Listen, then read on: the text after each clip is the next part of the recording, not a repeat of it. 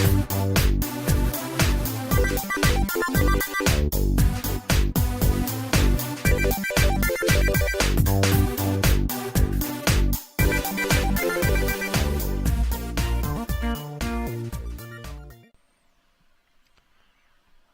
y'all, welcome back to Lives. I think it's time we play a little Minecraft. I'm gonna assume I must have been mining when I last logged off. I don't even remember. You think I would because it's only been a couple of days. I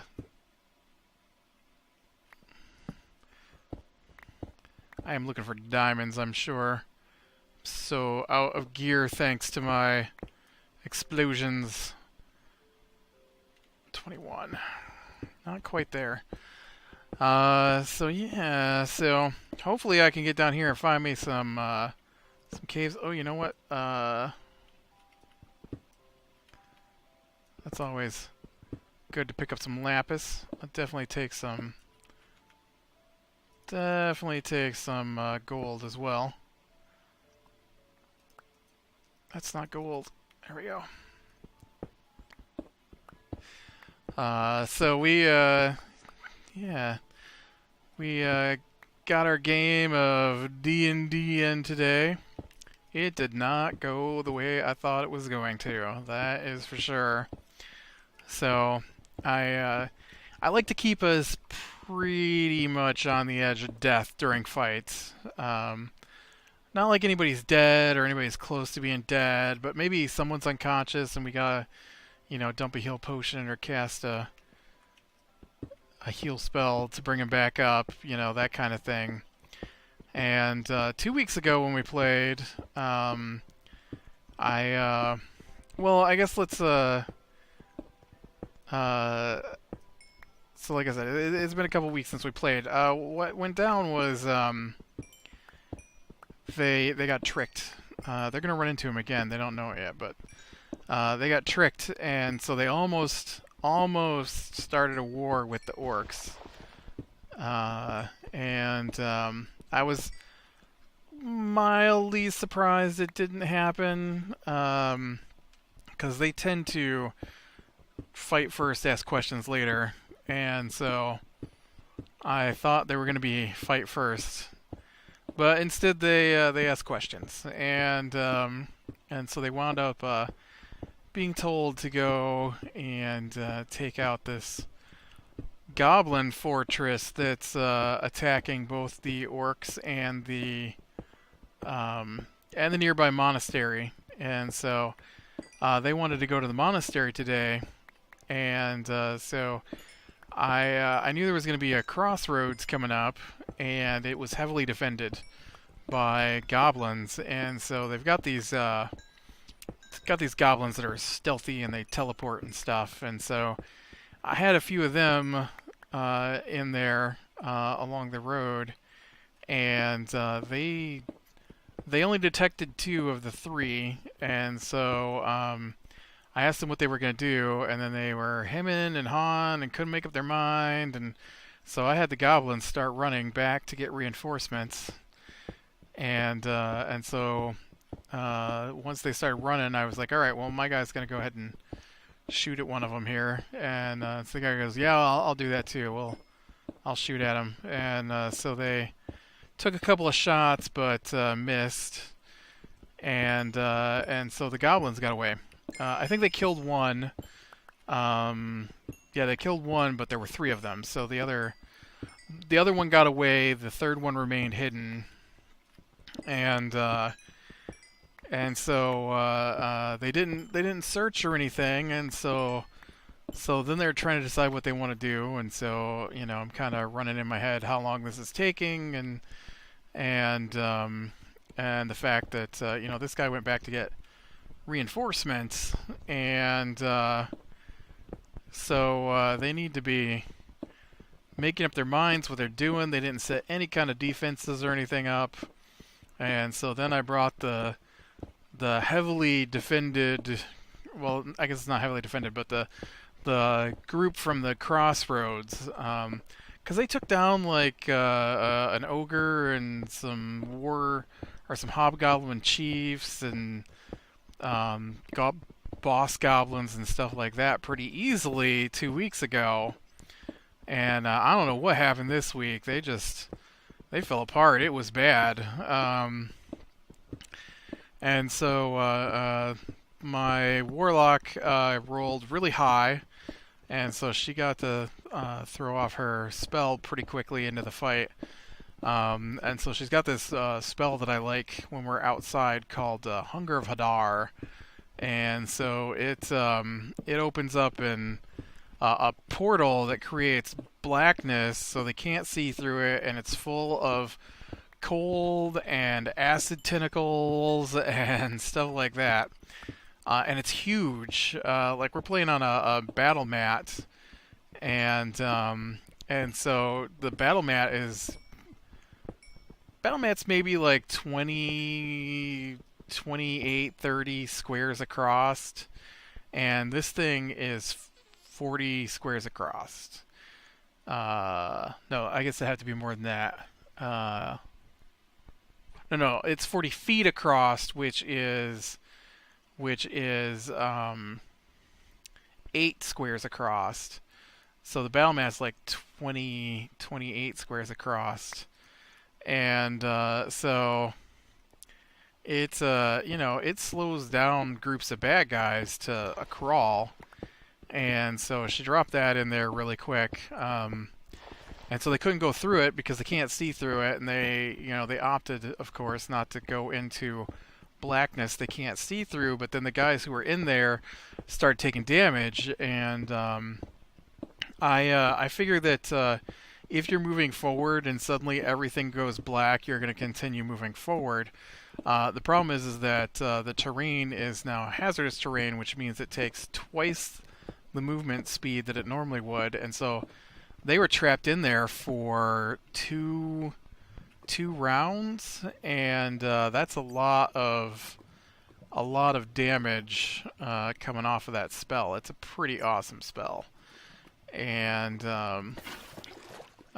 but a warlock, which is what the character who cast it was, only gets 2 spells to cast, and so I cast that once, and then I'm like, all right, well, I think I'm probably going to go with Hex, because she's a blade lock, they call it. She uses a bladed weapon mixed with her spells. And so Hex gives her extra damage when she lands an attack. It works with spells too, but because she's going toe-to-toe with these guys, I wanted to get a little extra damage. And then I control 2 characters, and so the other character, it's just worked out that way with our storyline that I've got multiple characters at this point. I'm not the only one. One of the other people plays multiple characters as well. We have a team of 7 at this point, played by 4 people, but he's an archer, arcane archer. I'm using the added-on class called Arcane Archer. And today was the first day I actually used the abilities, and I liked it. And it's pretty cool. And so they...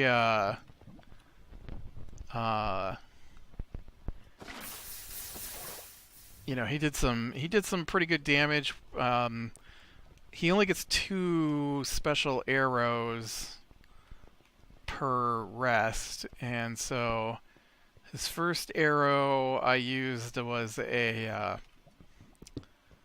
what was it? It's a exploding arrow. Anyways, I forget what it's called. It's got a name, and so it does damage to everything around the target if you hit the target. Well, I missed the target, but he's got a special ability that lets him curve his arrow into another target that's behind the first target. And so I curve the arrow and hit the target behind him, and then apply the explosion to that strike. Oops.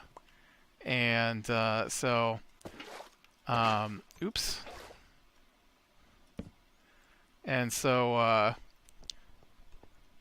that worked out pretty good in my favor. And I didn't kill anybody with that, but I did a bunch of damage to a bunch of guys. I think the exploding arrow hit.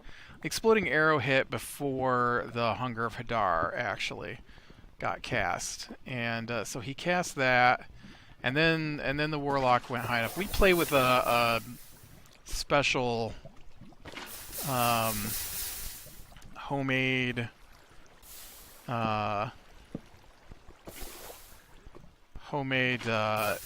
initiative thing. It's based off of one that one of the guys who creates D&D, the official rules and stuff, posted. It's based off of that, but changed it up a little bit. I didn't like the way his worked, and so there's a lot of rolls. There's a lot of rolls during combat. And, you know, this looked over here. I thought this was where I came in, because this looks like stairs over here. These are stairs over here.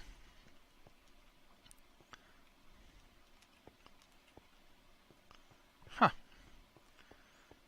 I have tied back around into one of my own places, it looks like.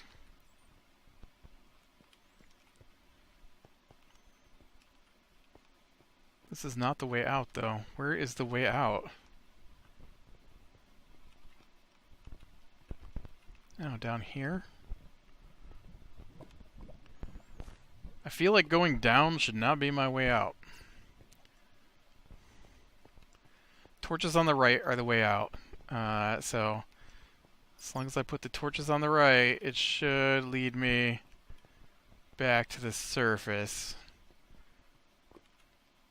Torches on the ground just mean I wanted to mark that place and have light. Doesn't mean anything. Torches on the walls are the only ones that count. Must be this way. Yep. So, so at first it seemed like we were doing okay, and you know, bad guys were dying, and then because of hunger, they come on. They couldn't run forward toward us. And so okay.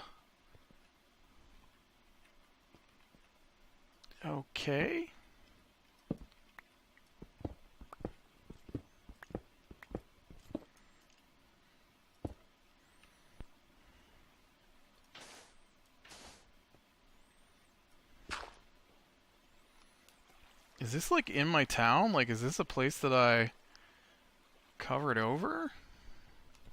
Oh. Well, that's crazy. I went down in there from over there in those mountains. It's crazy where you come up when you go digging. Yeah, so that gave them a couple of rounds of movement by the bad guys. Like, their first round got them part of the way around the hunger. The second round got them the rest of the way around the hunger. And then the third round is when they really got into combat. But they didn't kill anybody pretty much in those first 3 rounds. I was shocked. My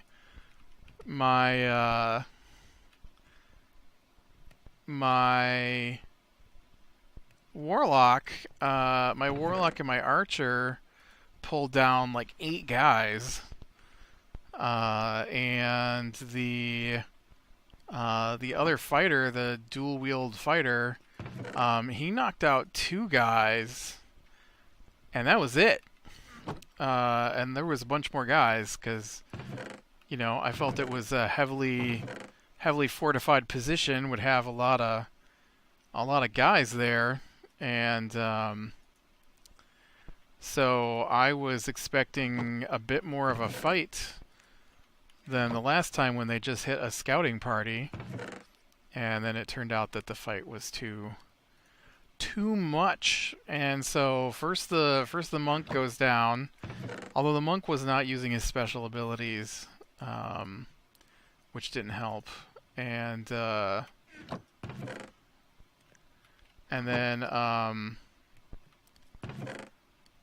the you know what? Also not helpful was the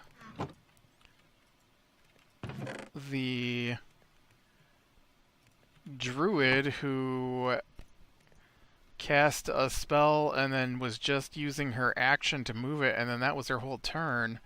She could have been doing other stuff. Also, the monk has a attack dog that he purchased, and he didn't use that in combat either. And so I don't know. They just were not on the ball, and so the some of the guys were really powerful too. I didn't realize how powerful they were. I'd never used them before. One was a hobgoblin captain, and the other was a hobgoblin warlord. And I did not realize exactly how powerful they were, and so none of those guys died. Got pretty close with one of the captains, and if the fighter had not gone down when he did, then my warlock probably could have played cat and mouse with him for a bit, and possibly stopped what happened. But yeah, it didn't go well once the monk went down, because he ran up by himself. He was adamant that he was going to the front by himself, and so he did, and nobody stopped him. As the DM, even though I'm playing characters, I don't try to get involved too much with their decisions, and so they made their decisions, and their decisions got them nearly dead. But I had decided once things got going that because the bad guy is going to be at the bad guy, I don't know how far this dude's gonna. Well, no, this is the current big bad guy for the current story arc. So the big bad guy for the current story arc is going to be in the Hobgoblin Fortress where they are currently at. And so I figured he would be gathering information. And so once they started dropping unconscious and I saw that we were all going down, and there was no way around it, I decided that maybe they would be taken prisoners, because I don't want to kill everybody off. Not right at the beginning here. We're only level 7. I'm not ready to give up our quest. So they've been taken captive, and because they have a monk, right? The monk's fists are weapons, and then the warlock, because she's a blade pact warlock, she can't be disarmed, and so they just got thrown into a small room without any of their supplies, which stops them from being able to use most of their spells, and because you've got to have a focus or the raw materials. Although I didn't know, but it was pointed out to me by the druid that one of her bigger spells requires a drop of water as its component. And so all she got to do is spit in her hand and she's good to go. And she didn't get a chance to use it, but once we got put in there, the monks started attacking the door, and the guard left behind went to get help. And so once he once he left to get help, the warlock also started attacking the door with her well, because she can summon her weapon. So she summoned her weapon and began attacking the door as well, and they managed to break the door down. They didn't actually break the door; they just deformed the door enough to get through. I gave it pretty high AC and a lot of hit points, but they managed to bend it out of shape, I guess. And I want to make sure I got the roof all the way around the edges here. And so yeah, they managed to get out of that room, and then in the next room, and I thought this was fun. They found a chair, and they decided that they were going to break the chair to get weapons because they don't have any of their gear. And so they broke the chair.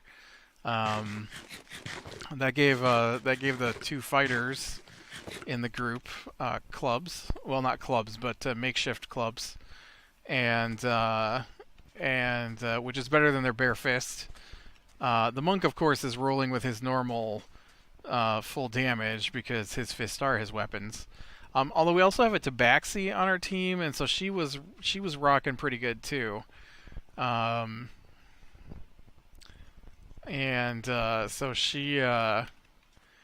she was just as good as the makeshift weapons with her bare hands as well. The monk, though, was a whole dice bigger than the rest of us, he rolled d6s for damage. We were rolling d4s. The warlock, though, she was rolling her normal weapon, 1d10 plus 4, because her weapon does a little extra poison damage. And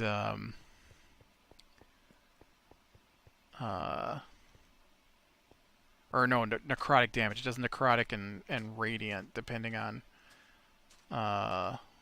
No, it doesn't. It does necrotic and. No, it does poison and water. That's what it does. Poison and water. It'll do 1d4 water damage, which sounds weird, but it's kind of the theme to her pact person.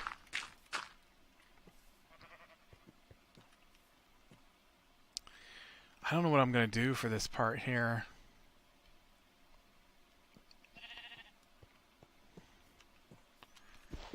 Guess I run...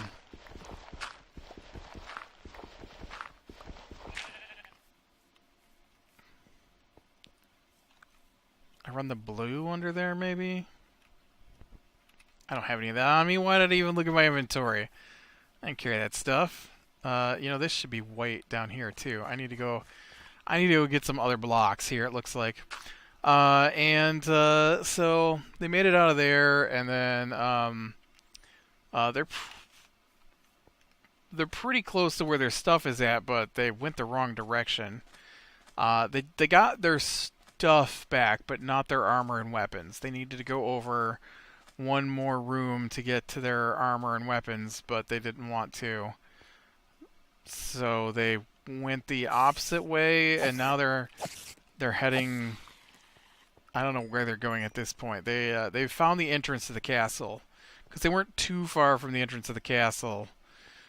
And so they fought their way through a couple rooms, fought the goblin guards that were surrounding them. There were just like 4 of them. It wasn't a big deal. They didn't have any weapons. I was, after nearly killing the party. And they did. Everybody was unconscious but one person. He had been unconscious. He got healed back for like 9 hit points. And so I just rolled to have him pretend to be unconscious. Okay, I need some of these. And... oh, let's see. Apparently I don't have any, just blue. Nope, I do. Blue, right there. Blue and blue. Okay. And yeah, so that was our day of D&D. They were not happy. They were, oh, they get so pouty, it's ridiculous. So pouty. Like I'm playing with two adults and a kid, and uh, oh, the two adults are just as bad as the kid. I swear. Um, so pouty. I don't know what you expect us to do. Play the game. It's not my fault that y'all rolled so bad when it came to oh, you know what? I didn't get white. Dang it. This is gotta be white right here.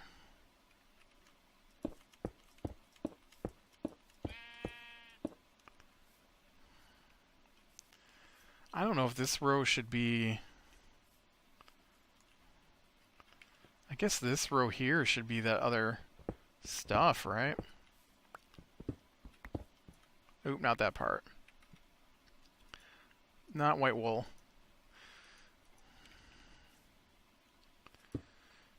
You know, when they're sitting there going,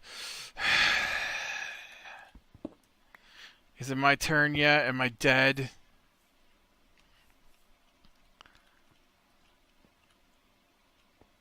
Okay.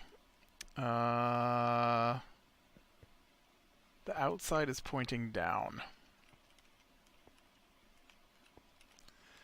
Good jumps there, dude. Get up there.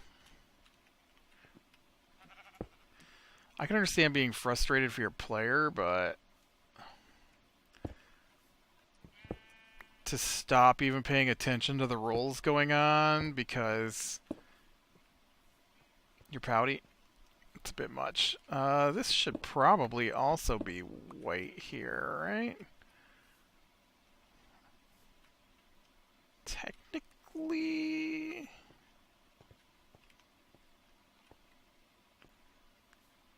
Technically, I think this is supposed to be too white here.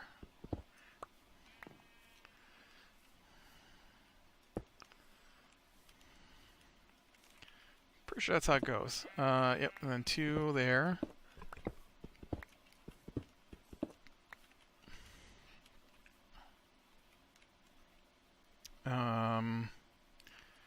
And then that would be white, and I guess this could be white too. So then we do... Nope, nope, that's the wrong way.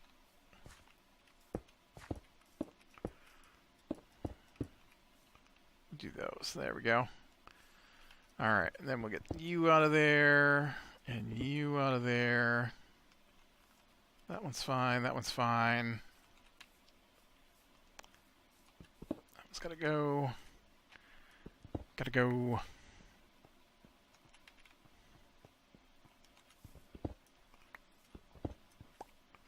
Okay. I didn't realize I still had some white with me here. Thought I was out. I thought I only had that one piece.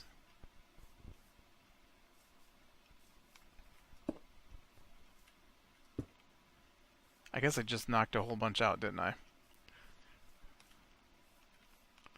Alright, let's go back and get some white, and then we'll be able to finish off the outside of this thing. So, yeah, we'll have to see what they do next week, because they're only on the first floor, and they've only been to a couple of rooms, and the thing is 3 stories tall. And I know, like, the bad guy is here because he is the reason the hobgoblins are even here. He's trying to amass power is his thing, and so he is collecting like artifacts and stuff like that to gain more and more power, and so he thinks that if he can send them into a war, then he will be able to more easily get to the things that are scattered about. Like if he can get the dumb gnolls and hobgoblins to wipe out, whole cities, then he can come into the ruins, which is what he does, which is where one of the characters met him the first time was in a ruins. It's how he likes to acquire his stuff, is through ruins. Dude, I don't have any white. I'm gonna have to make some white concrete. Why do I have a piece of iron ore just sitting in here? Get cooked, dude. I am lacking in gravel.